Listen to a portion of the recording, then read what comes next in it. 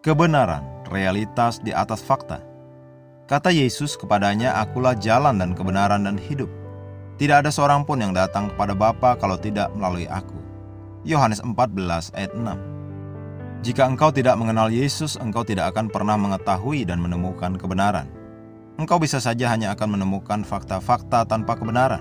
Kebenaran dan fakta tidaklah sama. Fakta adalah pernyataan sensorik yang memverifikasi informasi mengenai sesuatu yang ada atau yang pernah terjadi. Sedangkan kebenaran, di sisi lain, adalah realitas di atas semua nalar.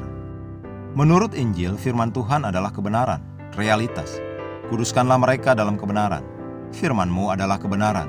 Yohanes 17 ayat 17. Kebenaran adalah peneguhan dari apa yang Allah katakan mengenai kondisi atau situasi atau keadaan apapun yang terjadi. Kebenaran adalah hukum ilahi. Seseorang bisa saja mengatakan kepada engkau suatu fakta, tetapi tidak mengatakan kebenaran, karena kebenaran melebihi dan di atas fakta-fakta. Kebenaran mengungkapkan motif.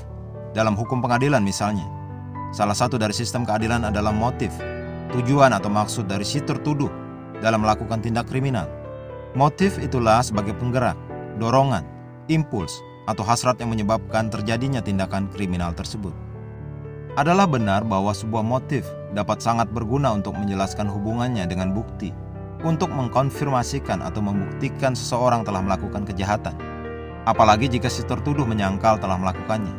Namun seringkali sistem keadilan ini tidak bisa diandalkan, karena telah banyak salah menilai dan menghukum orang yang tidak bersalah, karena mereka berurusan, terutama dengan fakta-fakta. Bagaimana engkau bisa menilai motif manusia?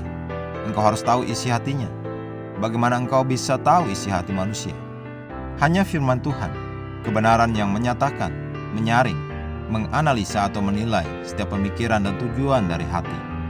Ibrani 4 ayat 12 mengatakan, "Sebab firman Allah hidup dan kuat dan lebih tajam daripada pedang bermata dua manapun. Ia menusuk amat dalam, sampai memisahkan jiwa dan roh, sendi-sendi dan sumsum. Ia sanggup membedakan pertimbangan dan pikiran hati kita." Oleh sebab itu, senantiasa tundukkan fakta-fakta dan setiap situasi kepada kebenaran firman Tuhan. Kesampingkan fakta-fakta dengan kebenaran. Misalnya, tidak peduli fakta hasil dari diagnosa dokter mengenai kesehatanmu. Kebenarannya adalah engkau memiliki hidup ilahi. Oleh sebab itu, kesehatan ilahi adalah sifat alamiahmu di dalam Kristus. Sakit, penyakit, dan kelemahan tidak memiliki tempat di dalam tubuhmu. Haleluya! Kebenaran lebih besar dari fakta. Hiduplah di dalam dan oleh kebenaran Tuhan hari ini dan setiap hari. Amin. Mari kita berdoa. Firman Tuhan adalah hidupku dan kebenaran yang aku hidupi hari ini dan setiap hari. Aku berjalan dalam kebenaran, penuh dengan pengetahuan dan pengenalan akan kehendak Allah dalam segala kebijaksanaan dan pengertian ilahi.